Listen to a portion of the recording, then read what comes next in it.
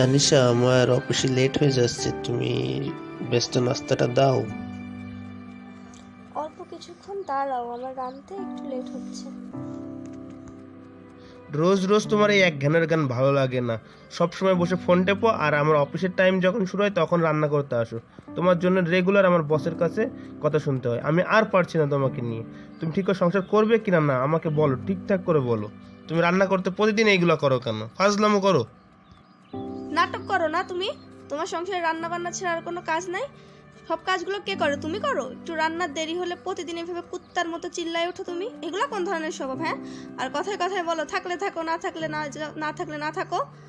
তোর করলাম না তোমার সংসার, আমি চলে গেলে তোমার সংসার কপালে কোনো মেয়েও জুটবে না। দাঁড়াও দাঁড়াও দাঁড়াও দাঁড়াও, কি বললে তুমি? কি বললে? তুমি চলে গেলে আমার কপালে মেয়ে জুটবে না? তুমি চলে যেয়ে দেখো না কেন, আমার কপালে জোটে কি না জোটে সেটা তুমি দেখতেই পারবে। আর যাই জুটুক, তোমার মতো একটা অলস মেয়ে জুটবে না যে আমার কপালটাকে পুরো ছারকার করে দিচ্ছে। বিয়াদব মার্কা মেয়ে মানুষ কোথাকার। ওয়েট ওয়েট ওয়েট ওয়েট, তুমি আমাকে কি বললা? বেয়াদব বললা? তুমি বেয়াদবের দেখছো কি? তুমি বেয়াদবের কিছুই দেখো নাই। এখন থেকে দেখবা বেয়াদব কেমন হয়, বেয়াদব কত প্রকার, বেয়াদব কি কি তোমাকে আমি দেখাবো।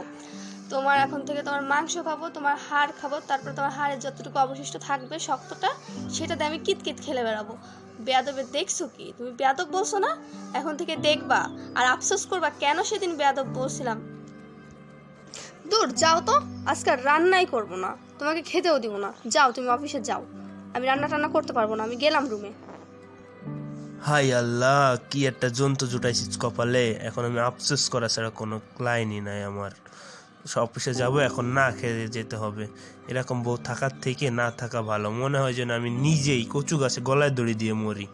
তো গাইস, এখন আপনারা বলেন তো আমার কি করা উচিত? আর আপনাদের কার কার বউ এরকম আপনাদের সাথে ঝগড়া করে এবং না খেতে দিয়ে রাখে, আপনাদের টর্চার করে, সেটা অবশ্যই কমেন্টে জানান এবং আমার এই ফেসবুক চ্যানেলটিকে ফলো দিয়ে রাখেন।